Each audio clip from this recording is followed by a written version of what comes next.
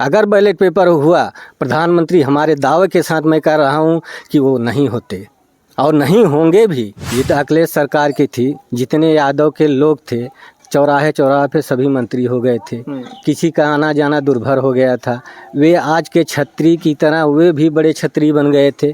उनको तो आना हमें तो अच्छा नहीं लगता, लेकिन मायावती की सरकार में ऐसा कुछ भी नहीं था, ऐसा कुछ भी नहीं था। हिताय सुखाय हिदाय मतलब सबके लिए वो काम करती थी। मित्रों नमस्कार, मैं हूं राकेश और मेरी जो है यात्रा इस समय जो है गांव-गांव है और लोकसभा चुनाव नज़दीक है 2024 का और भारत एक नया प्रधानमंत्री खोज रहा है। और कौन आखिर इस बार प्रधानमंत्री बनेंगे?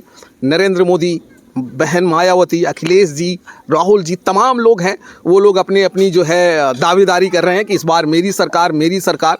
आखिर धरातल पर जो है काम हुआ है और अभी तक जो काम हुआ था, क्या वो चीज़ें लोग ध्यान दे रहे हैं? यहाँ पर कुछ लोग हैं, उन्हीं से बात करेंगे।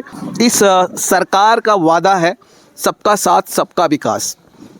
आपको इस सरकार में क्या व्यवस्थाएं मिली हैं जो सरकार कह रही है कि सबका साथ सबका विकास? सबसे बड़ी समस्या है इस सरकार में व्यवस्थाएं बहुत गड़बड़ है।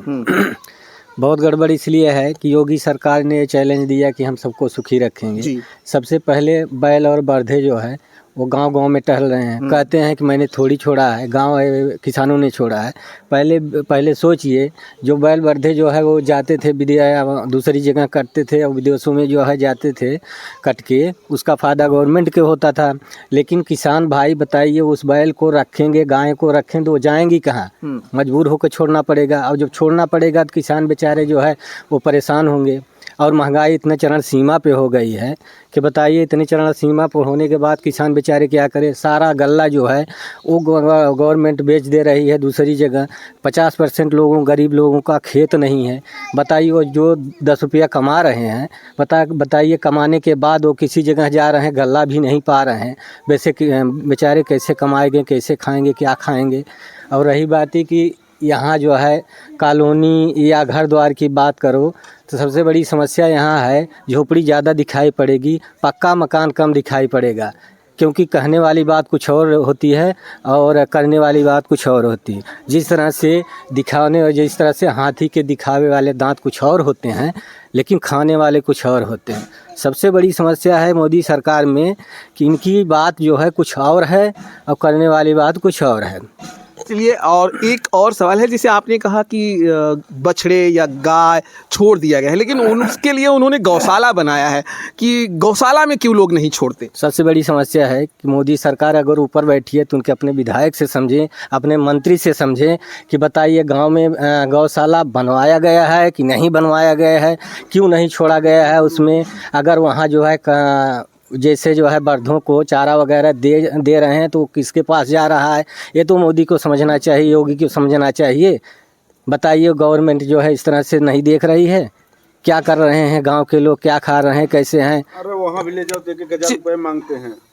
अगला देश जो है बहुत जल्दी प्रधानमंत्री चुनेगा 2024 का, और तमाम लोग उस रेस में हैं। अगर देखा जाए तो नरेंद्र मोदी भी हैं, बहन जी हैं, अखिलेश जी हैं, राहुल जी हैं और कुछ नाम उभर के आएंगे जैसे जैसे इलेक्शन आएगा। आप किससे चाहते हैं कि देश का बागडोर किसे मिले?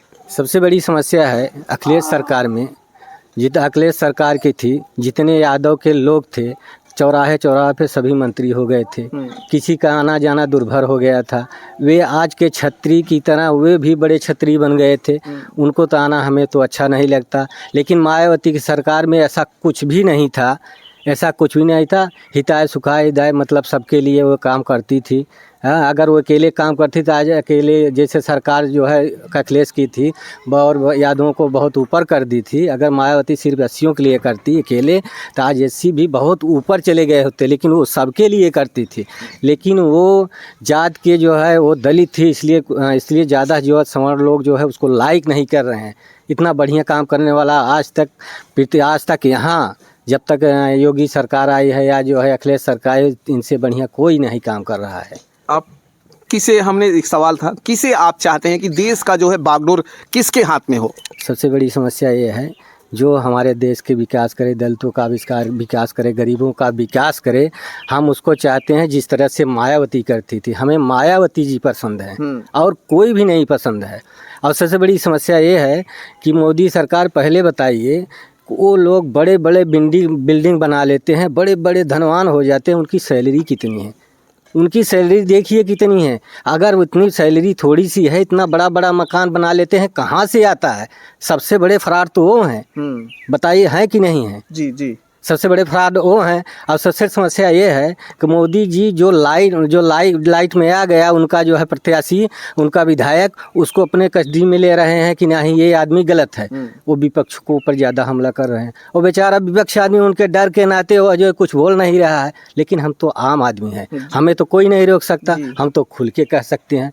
चुनाव बैलेट पेपर या ईवीएम? देखिए, बैलेट पेपर होना चाहिए। क्या कहेंगे? क्योंकि इसलिए होना चाहिए, अगर हम ये देख रहे हैं कि सवर्ण केवल 2% हैं, एससी बैकवर्ड जो है 98% हैं, बताइए 2% वाले ज़्यादा क्यों हैं?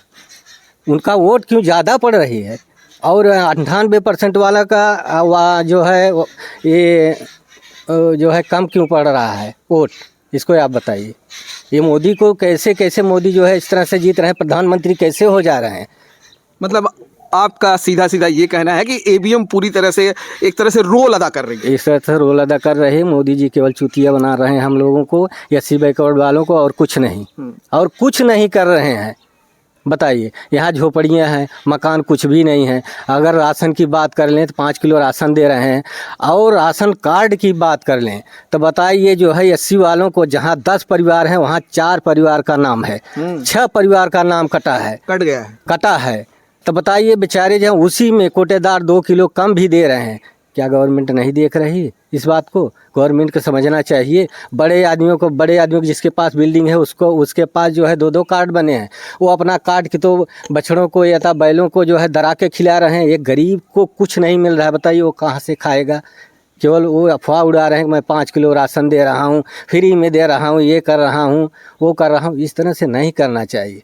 जनता चूतिया थोड़ी है, पहले से सच जनता ये जानकार है। लेकिन ईवीएम नहीं होती तो आज मोदी प्रधानमंत्री नहीं होते। अगर चुनाव बैलेट पेपर से हुआ तो क्या आपको लग रहा है कि अगला प्रधानमंत्री नरेंद्र मोदी होंगे? नहीं होंगे। अगर बैलेट पेपर हुआ, प्रधानमंत्री हमारे दावे के साथ मैं कह रहा हूँ कि वो नहीं होते और नहीं होंगे भी। हाँ, ये सत्य है। चलिए, अब हम अपना जो है इंटरव्यू ख़त्म करेंगे। सिर्फ आपसे छोटा सा सवाल लेंगे। आप क्या चाहते हैं कि जो वोटिंग हो वो बैलेट पेपर से हो या ईवीएम मशीन से? बैलेट पेपर से। क्यों चाहते हैं कि बैलेट पेपर से हो? क्योंकि लोग कहते हैं कि अब अगर चुनाव आयोग की हम बात करें तो कहते हैं कि बहुत आसानी से वोट पड़ जाती है, गिनती बहुत आसानी से हो जाती है।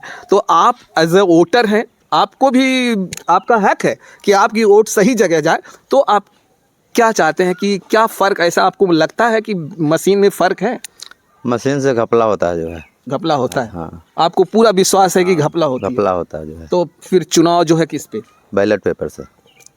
प्रधानमंत्री किसे देखना चाहते हैं? बहन मायावती जी। चलिए दोस्तों, ये रहा लोगों की राय। और हमारी जो बात हो रही है ये एक दलित बस्ती है, वहाँ पे बात हो रही है। और उनका मानना है कि अगला प्रधानमंत्री जो है वो बहन जी होनी चाहिए। उनके शासनकाल में काफ़ी जो है अच्छाइयाँ थी।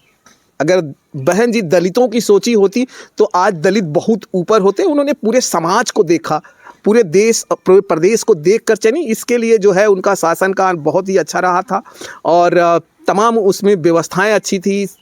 कानून अगर देखा जाए, जहाँ पे पुलिस व्यवस्था थी बहुत चौकस थी। और इस सरकार में थोड़ी लोगों को परेशानियां हो रहा है, ऐसा कहना है लोगों का। और ईवीएम को लेकर बहुत ज़्यादा तकलीफ़ है लोगों को। जब तक मैं सारे वीडियो दिखा रहा हूँ आपको दोस्तों गांव से, ईवीएम पे शायद ही कोई ऐसा होगा जो बोलता होगा कि जो है ईवीएम होनी चाहिए। आपकी क्या राय है कमेंट बॉक्स में ज़रूर बताइएगा। हम आपको फिर मिलेंगे दोस्तों किसी और वीडियो में। जय हिंद, जय भारत।